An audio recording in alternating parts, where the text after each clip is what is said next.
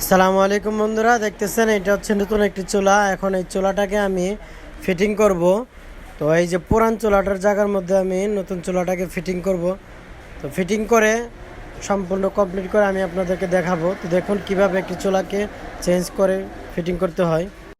এখন আমি চাবিটাকে খুলে ফেলবো। খোলার আগে গ্যাসটাকে আগে বন্ধ করতে হবে। এখন গ্যাসটা বন্ধ করা হয়ে গেছে।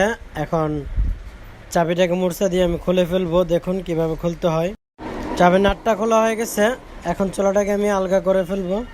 তো বন্ধুরা দেখতে পারতেছেন চাবির এই পার্টটাকে কিন্তু আমি পুরাতনটাকে খুলে নতুনটার মধ্যে লাগাবো এখানে।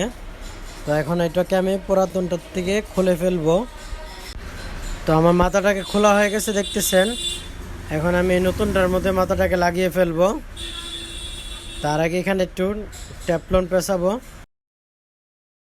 ট্যাপলনটা লাগানো হয়ে গেছে। এখন চাবির পার্টটাকে